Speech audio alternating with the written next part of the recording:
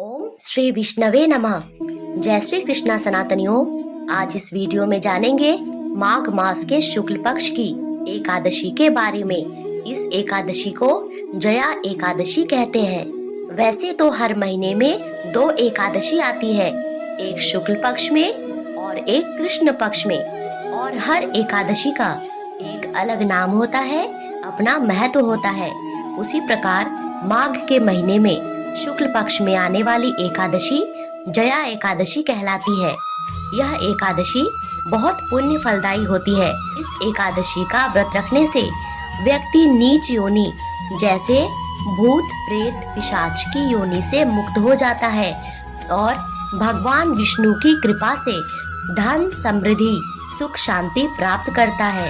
इस एकादशी के संदर्भ में एक बार भगवान श्री कृष्ण ने धर्मराज युधिष्ठिर को एक कथा भी सुनाई थी कि एक बार भगवान इंद्र के सभा में माल्यवान नामक गंधर्व और पुष्पवती नामक गंधर्व कन्या नृत्य कर रहे थे, पर एक दूसरे पर आकर्षित होने की वजह से नृत्य करते हुए नृत्य और गायन की मर्यादा से भटक गए, जिससे देवराज इंद्र को क्रोध आ गया और उन्होंने उन दोनों को पिशाचों का आचरण करने पर पिशाच बन जाने का श्राप दे दिया, जिससे तत्काल वे दोनों पिशाच बन गए और पाताल लोक चले गए।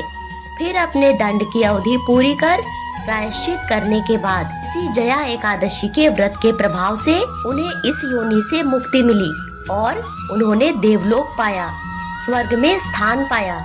इतनी बड़ी महिमा होती है जया एकादशी व्रत की। तो चलिए जानते हैं इस वर्ष 2025 में जया एकादशी कब मनाई जाएगी। वैदिक पंचांग के अनुसार माघ महीने के शुक्ल पक्ष की एकादशी तिथि 7 फरवरी शुक्रवार को रात में 8:26 पर शुरू होगी। वहीं इसका समापन 8 फरवरी शनिवार को रात 8:15 पर समाप्त होगा। उदया तिथि के अनुसार इस वर्ष जया एकादशी का व्रत 8 फरवरी शनिवार को रखा जाएगा। अब बात करते हैं इस दिन के शुभ मुहूर्त के बारे में। फिर बात करेंगे दान कब और कैसे करें, क्योंकि एकादशी का व्रत बिना दान के पूर्ण ही नहीं माना जाता। और उसके बाद पारण की विधि भी जानेंगे। तो 8 फरवरी शनिवार को ब्रह्म मुहूर्त होगा सुबह 5:21 से 6:13 तक, और सूर्योदय होगा सुबह 7:07 में। इसी के साथ इस दिन सुबह में एकादशी पूजा का शुभ मुहूर्त रहेगा सुबह के 6:15 से 7:30 तक। अमृत काल रहने वाला है सुबह के 9:31 से 11:05 तक, और अभिजीत मुहूर्त रहेगा दोपहर के 12:13 से 12:57 तक। और इस दिन राहु काल का समय रहेगा सुबह के 9:50 से 11:13 तक, और इस दिन सूर्यास्त होगा शाम के 6:14 पर। एकादशी व्रत में संध्या काल की पूजा का भी विशेष महत्व होता है। तो संध्या काल की पूजा का समय होगा शाम में 6:04 से 6:30 तक। तो ये थे इस दिन के रहने वाले शुभ मुहूर्त।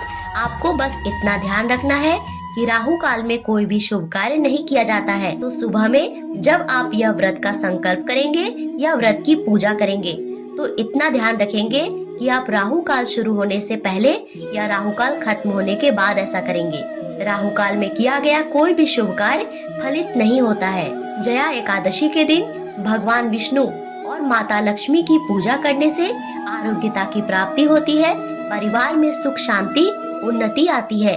ऐसी मान्यता है कि इस व्रत के प्रभाव से व्यक्ति को सभी पापों से मुक्ति मिलती है और अंत में वैकुंठ धाम की प्राप्ति होती है। अब बात करते हैं जया एकादशी में दान कब और कैसे करें। एकादशी का व्रत दान के बिना पूर्ण ही नहीं माना जाता है, इसीलिए एकादशी के दूसरे दिन यानी कि द्वादशी के दिन व्रत पारण करने से पहले दान करना अति आवश्यक होता है। दान करने से ही एकादशी व्रत का पूर्ण फल प्राप्त होता है।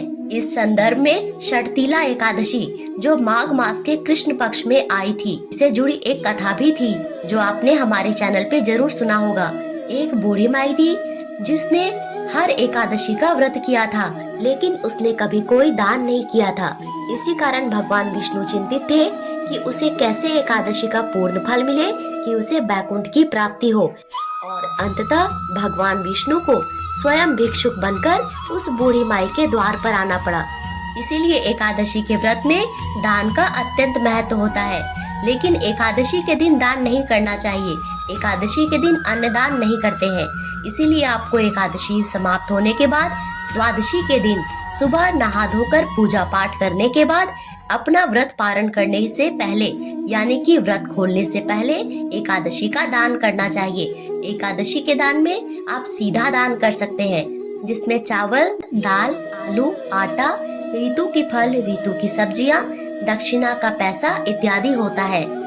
वैसे तो दान की कोई सीमा नहीं होती, आप यथाशक्ति जो इच्छा है दान कर सकते हैं। इस दिन ब्राह्मण भोजन कराने का भी विशेष महत्व होता है। लेकिन जब आप एकादशी व्रत का पारण कर रहे हो और आपके पास ऐसा कोई नहीं हो जिसे आप दान दे सके या ब्राह्मण भोजन करा सके, तो आप उनके निमित्त कुछ पैसे निकालकर अपने घर के मंदिर में रख सकते हैं और बाद में उस पैसे को दान कर सकते हैं। और इसके बाद एकादशी व्रत का पारण किया जाता है। आप जानते हैं जया एकादशी व्रत का पारण का शुभ मुहूर्त। जया एकादशी व्रत का पारण 9 फरवरी 2025 रविवार को किया जाएगा। 9 फरवरी को सुबह 7:04 से 9:17 के बीच में जया एकादशी व्रत का पारण अत्यंत शुभ फलदायी है। अब बात करते हैं एकादशी व्रत के पारण विधि के बारे में। एकादशी व्रत में व्रत के जितना ही महत्वपूर्ण व्रत का पारण होता है और इसीलिए हर एकादशी में पारण का शुभ मुहूर्त बताया जाता है, जिसके अंदर ही व्रत का पारण कर लेना होता है, व्रत खोल लेना होता है। तभी एकादशी के व्रत का संपूर्ण फल आपको प्राप्त होता है। इसके लिए आपको द्वादशी तिथि में सुबह उठकर नहा धोकर शुद्ध होकर भगवान को स्नान आदि करा के एक दिन पहले एकादशी पूजा में प्रयोग किए गए पुष्प भोग इत्यादि को हटाकर साफ सफाई करके विधि विधान से भगवान श्री हरि विष्णु की पूजा करनी होती है और भोग में पंचामृत का भोग भगवान को अर्पित किया जाता है। पंचामृत दूध, दही, घी, गुड़ और मधु को मिला के बनाया जाता है। ध्यान रखेंगे कि दूध कच्चा ही प्रयोग किया जाएगा। इसी के साथ द्वादशी तिथि में चावल का भी बहुत महत्व होता है, तो आप चावल से बनी भोग भी रख सकते हैं, परंतु भगवान विष्णु को अर्पित नहीं करेंगे क्योंकि भगवान विष्णु को चावल नहीं चढ़ाया जाता है। आप बना कर रख सकते हैं अपने पारण के लिए। फिर भगवान के चरणों में पंचामृत अर्पित करके तुलसी पत्र और पंचामृत से आपको अपने व्रत का पारण करना होता है। और चावल या चावल से बनी कोई चीज भी आपको द्वादशी तिथि पर जरूर से जरूर खानी होती है, तभी एकादशी का पारण संपूर्ण माना जाता है और आपको एकादशी व्रत का पूर्ण फल प्राप्त होता है। भगवान श्री लक्ष्मी नारायण की कृपा आपके और आपके परिवार पर हमेशा बनी रहती है। अब जान लेते हैं एकादशी के दिन आपको किन चीजों का विशेष ध्यान रखना है। आपको एकादशी के दिन भगवान विष्णु को 11 तुलसी पत्र अवश्य अर्पित करने होते हैं, परंतु एकादशी को तुलसी स्पर्श भी नहीं की जाती, ना ही तुलसी में जल दिया जाता है।